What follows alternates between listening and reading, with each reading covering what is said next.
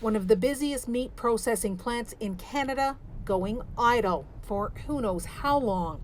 The coronavirus has been spreading like wildfire through hundreds of Cargill workers.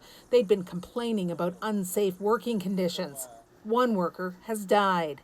The closure means the nearby Rimrock feedlot and others like it have simply stopped sending cattle to Cargill. That will put a big dent in Canada's processing capacity. So we'll end up with a backlog sooner than later. We are supposed to see about 4,500 animals roll through Cargill every day, and now we're currently at 0. A host of plant closures in the United States has already prompted warnings of possible meat shortfalls in that country.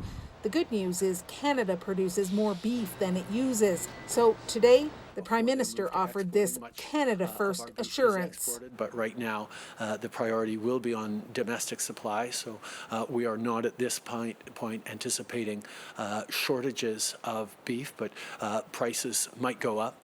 But this agri-science expert warns the Cargill closure may be just the beginning. I'd be very surprised if by the time we're done with this pandemic, a meat packing plant would be spared by this. Another major plant, JBS, is still running, but it's down to one shift a day. It says it's taking safety precautions to protect workers and the supply chain.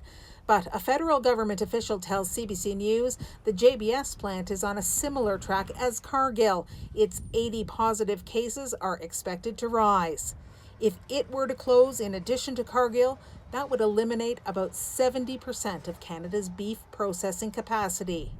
The challenge now is to get healthy workers back on the job and keep them healthy before plant closures have a serious impact on the supply. Carolyn Dunn, CBC News, near High River, Alberta. Now, all of this has raised questions about the safety of our food during a pandemic. So we've got Dr. Isaac Bogosh, an infectious diseases specialist, joining us. And so a large meat processing plant is shut down because of an outbreak of COVID-19. Is the meat I buy at the store safe? Yeah, I think it certainly will be. And the reason is we have to think about what happens here. It would be extremely unusual for people working in that plant to actually contaminate the meat itself. And, let's think of a situation. Maybe if in a theoretical situation, if the virus does get on the meat, we have to remember the virus can only live for about 2 hours to 2 days on products like this.